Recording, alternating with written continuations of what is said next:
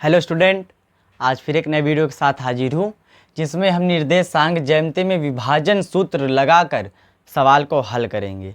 विभाजन सूत्र बहुत इंपॉर्टेंट है, ठीक है ना। इससे पहले मैंने आपको दूरी सूत्र के बारे में बताया था, आज मैं विभाजन सूत्र के बारे में बताऊंगा, ठीक है ना। तो विभाजन सूत्र में जैसे कि कोई सवाल दे दे, जो बिंदु -1, 7 और 4, -3 मिलाने वाले रेखाखंड को 2:3 के अनुपात में विभाजित कीजिए। इस तरह का अगर सवाल आपको दे दे तो सिंपल तरीके से विभाजन सूत्र लगाकर कैसे हल करेंगे, आइए सवाल को ध्यान से देखते हैं, ठीक है ना। तो सबसे पहले मैं आपको विभाजन सूत्र लिख देता हूँ। विभाजन सूत्र होता क्या है, तो विभाजन सूत्र आपका क्या होता है वो मैं आपका लिखता हूँ विस्तार में, ठीक है ना। तो यहाँ पर विभाजन सूत्र हो जाएगा,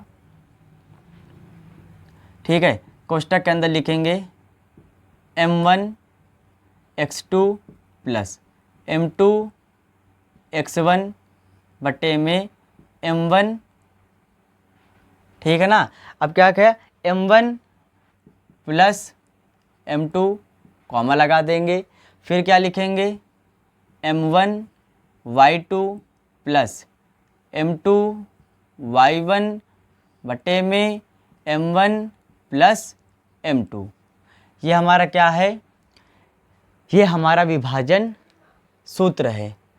इस फार्मूले के आधार पर इस सवाल को कैसे हल करेंगे, एक एक स्टेप बाय स्टेप देखेंगे, समझ में आ जाएगा। पहले मैं क्या करता हूँ, यहाँ मैं आपका चित्र बना देता हूँ जिससे आपको आराम से समझ में आ जाएगा, ठीक है ना।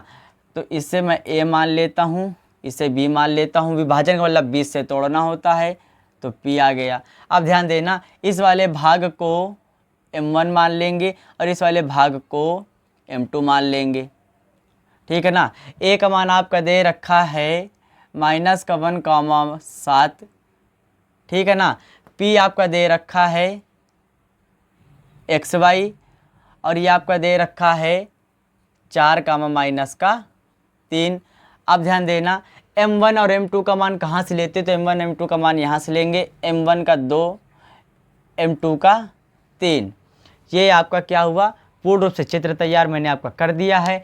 अब इस चित्र पर आधारित इस सवाल इस फार्मूले पर रखेंगे, सवाल को सिंपल तरीके से हल करेंगे। देखिए स्टेप बाय स्टेप समझिएगा, आराम से समझ में आएगा। तो मैं हल करना चालू करता हूँ, ध्यान दीजिएगा। m1 कितना दे रखा है, ध्यान देना, m1 दे रखा है 2 गुणे x2। अब यहाँ पर x2 x1 क्या ये बता दूँ मैं, ध्यान देना, ये आपका x1 होता है, ये y1 होता है, ये x2 होता है और ये आपका y2 होता है। अब तो दिक्कत नहीं होगी वैसे।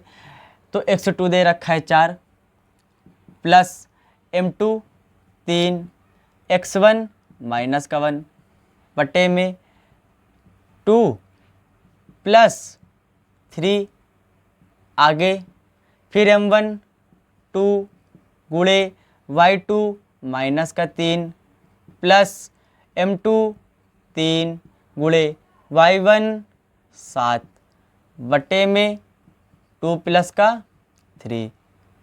इतना तो कंप्लीट समझ में आ ही गया होगा, कहीं दिक्कत नहीं हुई होगी, ठीक है ना। आगे क्या है, फिर हल करेंगे।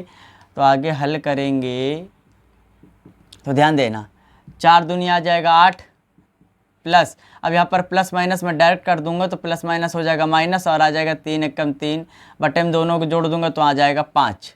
आगे इसे हल करेंगे, आ जाएगा माइनस का 6 क्योंकि माइनस प्लस माइनस हो जाएगा और 3 दूनी 6, यहाँ पर आ जाएगा प्लस और हो जाएगा 7 त्रिक हो जाएगा 21 और बटे में आ जाएगा 5। इतना कंप्लीट आया। ध्यान देना, इसी से मैंने एक एक स्टेप बाय स्टेप लिखा है, कहीं से नहीं लिखा है। और अब आगे हल करेंगे तो xy बराबर, यहाँ ये दोनों आपस में घट जाएंगे तो आ जाएगा 5 बटे में आ जाएगा 5।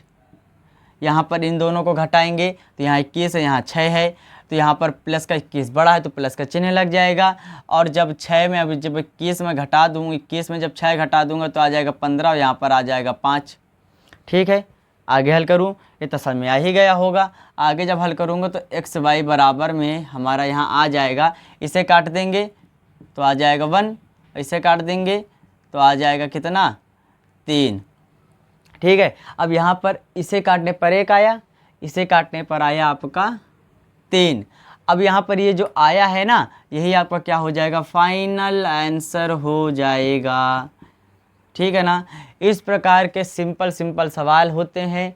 सब में उन मोस्ट इम्पॉर्टेंट आपका होता क्या है, फार्मूला। इंपॉर्टेंट चीज़ है फार्मूला। अगर आप फार्मूले पर ध्यान देंगे तो आपका सवाल कहीं पर सिंपल तरीके से आराम से हल कर लेंगे। अगर फार्मूला नहीं याद हो तो आपको दिक्कत होने वाली है। तो आप क्या करेंगे, पहले आप फार्मूला लिख लीजिए, फिर सवाल कह क्या रहा है उसे यहाँ दर्शा लीजिए चित्र के माध्यम से। उसके बाद एक एक स्टेप बाय स्टेप आप मान रखिए और हल कर लेंगे तो आपके एक्स और वाई के मान सिंपल तरीके से निकल आएंगे। ठीक है ना। तो आज के लिए इतना ही, फिर मिलते हैं नेक्स्ट वीडियो में। वीडियो कहीं भी अच्छा लगा तो प्लीज़ लाइक और सब्सक्राइब करें। ठीक है ना। और कहीं भी अगर कोई डाउट है, अगर फिर भी कहीं दिक्कत हो रही तो आप कमेंट बॉक्स में डाल दीजिए। मैं सभी कमेंट, आपके सभी डाउट जो हैं वो एक एक कमेंट बॉक्स में क्लियर कर दूंगा। ठीक है ना। तो आज के लिए इतना ही, जब तक के लिए जय हिंद।